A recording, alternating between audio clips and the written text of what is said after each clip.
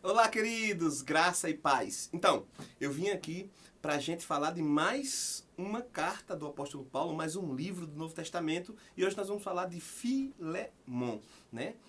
Carta poderosa, uma carta bem pequena, pequenina epístola, mas uma epístola feita para ser lida em público, uma carta não só para Filemon, mas uma carta para a igreja.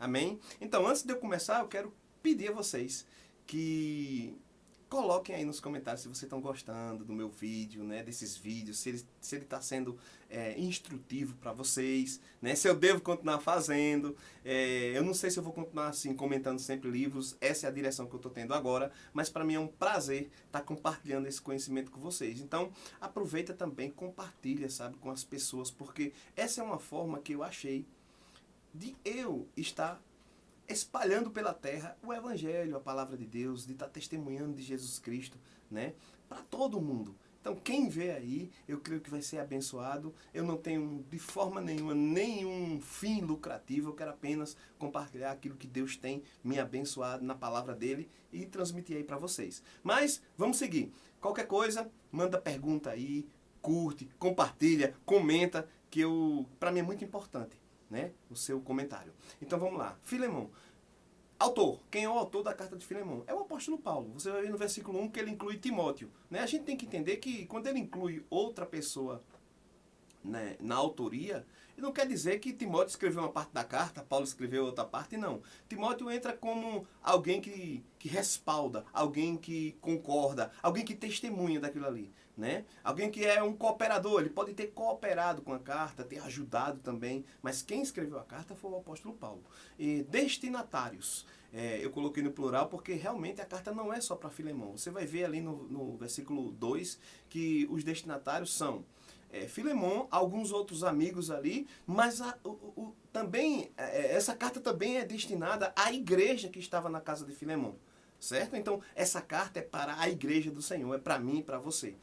A igreja que estava na casa de Filemon. Me lembrei de outro detalhe. Onde era a casa de Filemon? A casa de Filemon era em Colossos. Então, essa carta tem um paralelo com a outra epístola do apóstolo Paulo a Colossos, certo? Então, Filemon era um cidadão colossense. Ele era de Colossos e ele, pelo que o texto diz, ele era um homem de posse. Ele tinha até escravo, né? Então ele era um homem, provavelmente um homem de muitas posses, ok? Então Paulo ali agradece, ele diz que ora por eles, pelaquela igreja, mas vamos direto ao tema. O tema da carta é um pedido de Paulo para que Filemon receba com amor, né? Receba como um irmão, um escravo dele que fugiu, né? Um escravo que possivelmente causou danos, prejuízos, né? E fugiu. E Paulo conheceu esse escravo lá na prisão, porque nessa carta Paulo também está escrevendo da prisão, e ele diz que esse homem se converteu. Ele é um filho na fé, né, de Paulo. É importante a gente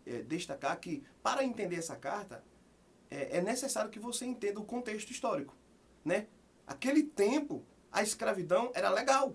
As leis permitiam, o Código Civil permitia, autorizava, e o contrário, se você lutasse contra a escravidão, você estava lutando contra a lei, era algo ridículo, era algo é como hoje alguém dizer assim, não é justo que você seja dono da sua casa. Eu vou lutar contra o governo para que o governo diga que as casas devem ser distribuídas para todo mundo. Né? A gente vê, isso é um assunto atual. As terras. Não, esse negócio de propriedade não está certo, não. As suas terras que você trabalhou a vida toda para comprar não deve ser sua. Você deve ser tomada de você, porque a terra é da humanidade. E as terras devem ser divididas. Você vai dizer, peraí, não. As minhas terras? Eu trabalhei para isso, então. Da mesma forma, naquele contexto, o escravo era uma propriedade do seu dono. E era algo ridículo se brigar contra a escravidão. E Paulo, ele decide, nessa carta, mostrar que o cristianismo não era a favor do tratamento que se tinha normalmente do Senhor para com os escravos. O cristianismo nunca foi nem a favor da escravidão. Mas Paulo mostra claramente que há uma forma de você destruir a escravidão, não necessariamente brigando contra o sistema.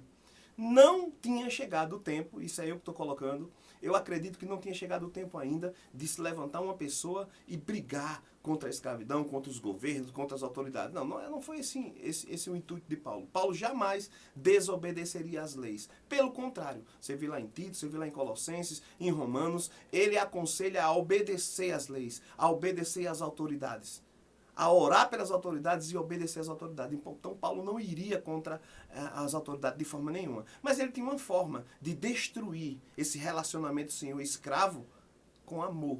E é isso que ele faz nessa carta. Ele pede, ele solicita a Filemon que receba Onésimo, né, o seu escravo, mas que receba ele como um irmão. Ele agora não é somente um escravo, uma propriedade dele, mas agora ele é um irmão em Cristo, um filho na fé, um filho da fé, né, de Paulo. Então, eu vejo assim, um grande exemplo, né? Nem sempre você vai vencer, né, as visões que vêm contra você, contra o que você quer, brigando, com rebelião. Não, você pode vencer no amor. Você pode encontrar em Cristo, né, uma solução que envolva amor, que envolva o que Cristo fez por você. E é isso que Paulo faz. Ele pede que Filemon o receba como um irmão em Cristo, né? Trate-o como um irmão em Cristo e pela própria carta a gente vê que Paulo tem certeza que Filemon vai obedecer essas direções e a gente vê aí a escravidão sendo destruída, um relacionamento de um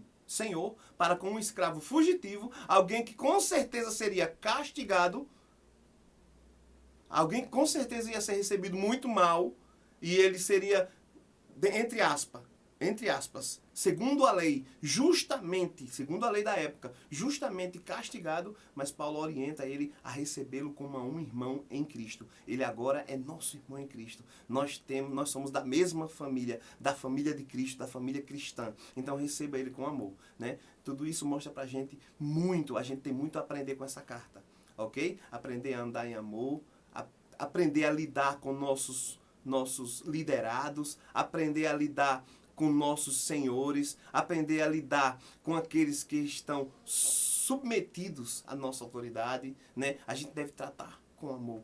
Às vezes tem na igreja irmãos que são patrões e liderados, né?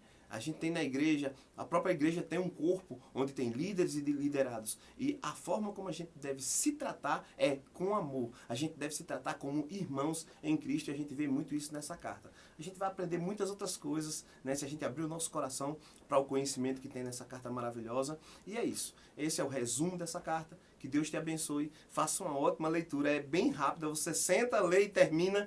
Mas anote, sabe? Observe, pense, né, o contexto que estava acontecendo, que carta poderosa, que pedido cheio de amor Paulo faz a Filemon e com certeza o resultado dessa solicitação foi uma explosão de amor, né, naquela casa, naquela igreja de Colossos, a igreja que funcionava na casa de Filemon. Que Deus abençoe você, boa leitura, medite na palavra de Deus e pratique a palavra de Deus na sua vida. Graça e paz.